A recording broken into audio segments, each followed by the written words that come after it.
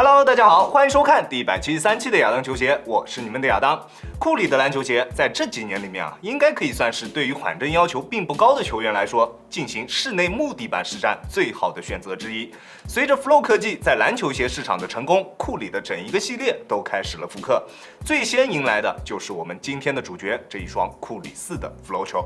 在赛季开始之初就已经曝光了的一个鞋款，到了季后赛才开始发售，对于一直满怀期待的朋友们来说，绝对算是一种煎熬。那这一双经过了全面改造的库里4 Flow 球在实战方面的表现究竟怎么样呢？欢迎收看本期的亚当球鞋，我是亚当。本期节目由您的点赞赞助播出。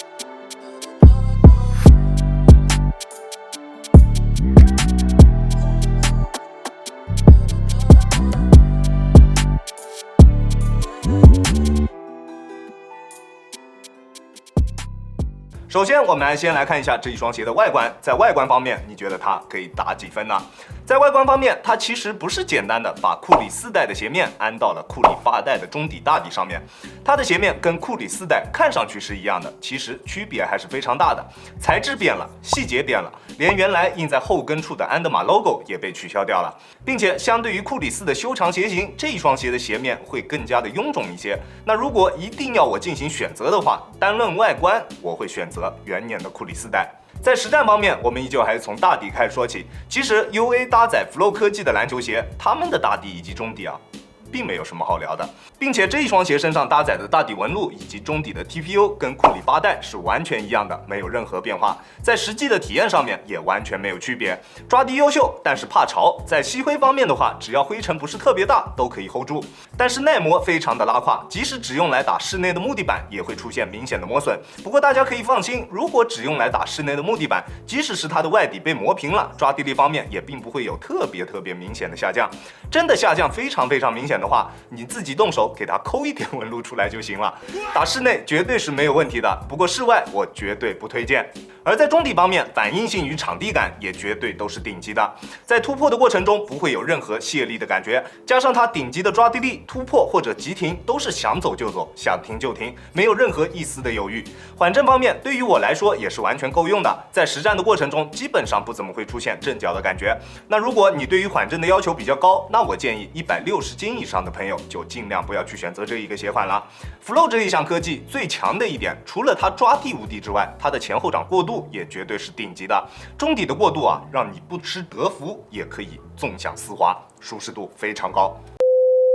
而在鞋面方面，是这一双鞋最值得去说的一个地方，它跟原版的库里4代区别是比较大的。这双鞋的鞋面全部以软质的鸡皮构成，在脚踝处以及脚背处使用了具有弹性的松紧鞋面。库里4代很多朋友都说它在初期的时候是很难穿进去的，这一双库里4的 Flow 球在这一点上面做出了明显的调整，鞋口有着非常明显的扩大，让大家穿这一双鞋的时候能够更加的轻松。不过这种袜套式的鞋面最大的一个缺点就是对于高脚背的朋友不太友好。不过这双鞋的松紧鞋面，其实它所带来的这种压迫感并不是特别的强，并且它的鞋面调节范围其实还是非常大的，大家可以看一下不是很紧，调节范围很大的。我觉得即使脚背偏高的朋友去选择这一双鞋，它带给你的脚背压迫感也不会特别的厉害。脚背高的朋友也可以进行尝试，不过我还是建议尽量找可以退换货的商家来进行购买，不然真的不行的话你来找我，我也吃不消的，好吧？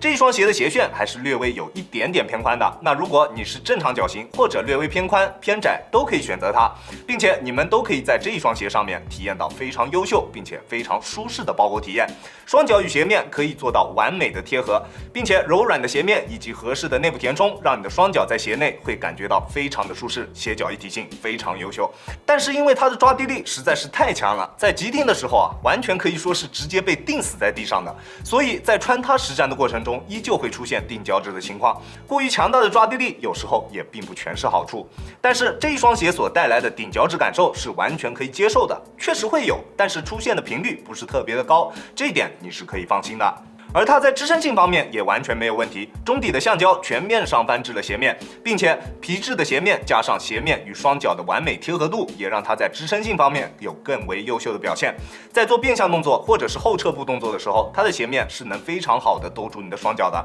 完全没有任何问题。中底的 TPU 片也让球鞋在整体刚性方面有着非常不错的表现，用手很难造成这一双鞋中底的形变。不过球鞋在足弓处的支撑并不是特别的强，只是基本够用的一个水平。这主要的原因就是因为这一双鞋的中底缓震材料整体还是略微偏软了一些，导致它在足弓处的支撑方面并不是特别的优秀。在支撑方面，这是我唯一可以找出来的那么一点点小瑕疵。在稳定性方面的表现，其实不用我多说，大家也都知道，它的超低重心以及超级宽大的大底都是它稳定性的最好保证。稳的一批用在它身上我相信不会有人反对吧？什么？你反对？你给我出去！出去！在重量方面，单支42.5码的库里斯 Flow 球重量是335克，重量方面的表现也绝对算是顶级的。这双鞋亚当球鞋主观评分9.4分，这双鞋就是一双非常优秀的后卫鞋。除了确实会顶脚趾以及耐磨拉胯之外，你很难找出这一双鞋其他的缺陷。但是它也确实不适合所有的人。如果你想要的是一双可以让你突破更快、跳得更高的篮球鞋，那可能像 AJ36这样的鞋款会更加的适合你。这双鞋可能并不是你想要的，它并不像那一种搭载了大碳板或者是什么弹射片的篮球鞋一样，让你能够拥有更加优秀的运动表现。但是它在做到各方面的性能都没有问题的情况下，提供给你了顶级的重量表现、顶级的鞋脚一体性、顶级的抓地、顶级的反应性、顶级的场地感。而为之你要付出的仅仅只是它的耐磨性以及那么一点点顶脚趾的问题。我觉得这一场交易我是绝对会做的。当然，这一场交易能否完成的前提是你实战的场地是不是室内的木地板。那如果不是，这一切还是免谈。那如果你要购买这一双鞋的话，在尺码的选择方面，我平时耐克穿42.5，李宁穿42，这一双鞋我选择42.5还是非常合适的，你可以适当参考一下。OK， 这就是本期视频的全部内容了。再次感谢大家观看本期的亚当球鞋，亚当球鞋一切从实战出发，我是亚当。如果你觉得我的视频可以帮助到你，希望你可以关注我，并且顺手给我点一个赞，这就是对我最大的支持了。好了，那我们下期视频再见吧，大家有空来做 Peace。